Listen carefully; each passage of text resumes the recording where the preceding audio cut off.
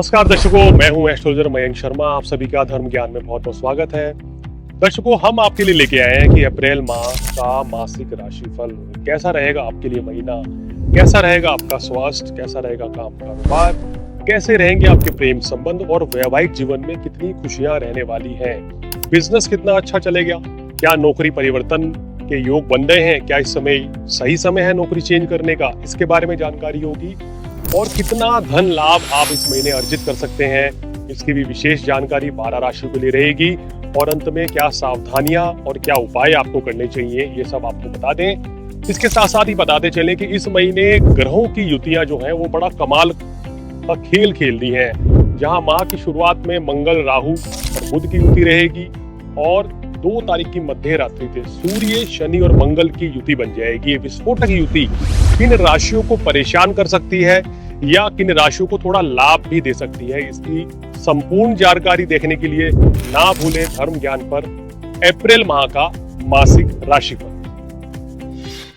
नमस्कार, धर्म ज्ञान के दर्शकों का स्वागत है। मैं हूं आपके साथ कविता राणा, लेकर हाजिर हूं कि क्या कहता है आपका अप्रैल माह का मासिक राशिफल 2026। बताने के लिए मेरे साथ मौजूद हैं जाने माने ज्योतिषाचार्य मयंक शर्मा जी। मयंक जी, स्वागत है आपका। धन्यवाद कविता जी। धर्म ज्ञान के सभी दर्शकों को सादर नमस्कार। आपका हर पल मंगलमय हो। भविष्य के गर्भ में क्या छिपा है, ये जानने के लिए आज की इस वीडियो में हम बात करने वाले तुला राशि वाले जातकों के बारे में आपको बताएंगे कि ये जो महीना है ना, इसकी शुरुआत विस्फोटक योग में हो रही है। यानी कि मंगल, शनि और सूर्य 3 ग्रह सब पे भारी हैं और इन 3 ग्रहों की युति, और वो भी सोचिए गुरु की राशि यानी कि मीन में। और इसी विस्फोटक योग के चलते ये जो पूरा महीना है आपकी सेहत पे क्या असर डालेगा, आपके संबंधों पे क्या असर डालेगा, आपके काम धंधे पे कितना इसका असर पड़ेगा, साथ ही साथ आपकी कमाई पर इसका कितना बड़ा असर पड़ने वाला है। तो आइए बिना वक्त गवाए शुरुआत करते हैं आपके ग्रहचार से समझने की कि शुरुआत में ग्रहचार आपकी कितना साथ दे रहे हैं। बताएं। देखिए तुला राशि वालों, अगर आपकी ग्रह स्थिति की बात करें तो राशि के स्वामी जो है आपके सप्तम भाव में शुक्र बैठे हैं। बहुत अच्छी स्थिति है, ये आपके लिए बहुत बड़ा प्लस पॉइंट है। लेकिन देखिए केंद्र खाली है, सिर्फ केंद्र में एक ही शुभ ग्रह है। चलिए ये आपके लिए बड़ा शुभ है। पंचम भाव में देखिए राहु, मंगल और बुध की युति है। अब क्या होगा कि 2 तारीख की मध्य रात्रि को मंगल यहाँ से निकल के छठे भाव में आ जाएंगे। तो सूर्य, शनि और मंगल की युति। मंगल यहाँ धन का कारक है, पत्नी का कारक है, ये आगे छठे भाव में। सूर्य लाभ का कारक है और शनि चतुर्थेश और पंचमेश है। तो ये ग्रह स्थिति क्या फल देगी ये बताएंगे।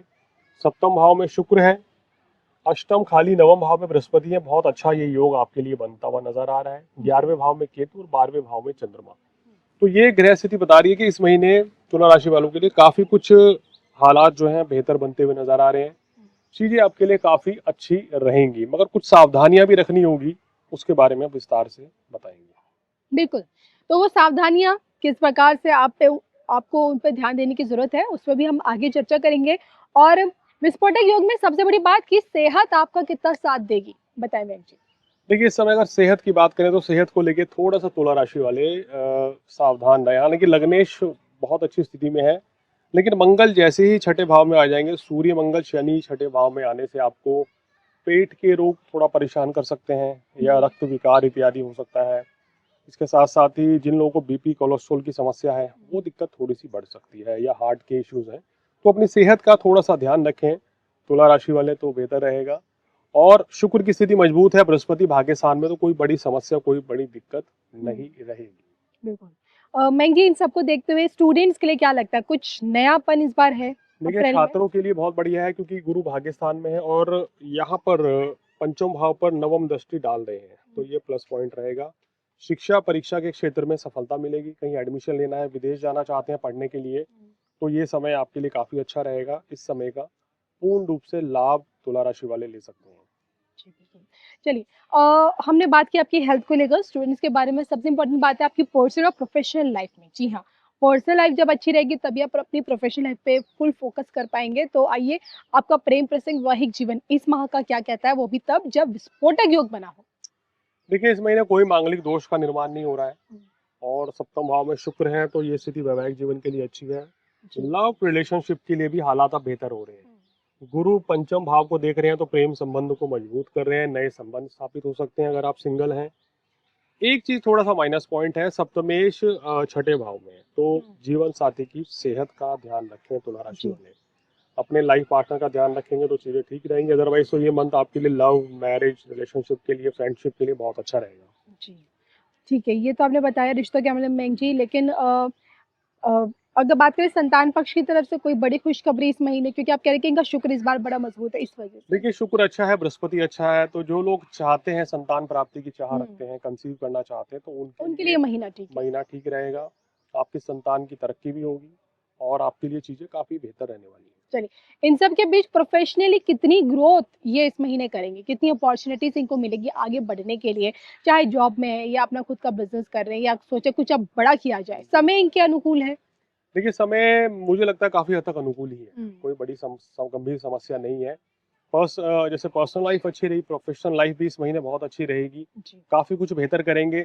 इस महीने में आपके लिए सूर्य जैसी सप्तम भाव में आएंगे हुँ, तो बहुत अच्छा रहने वाला है, बिजनेस, नौकरी बात अच्छा चलेगा।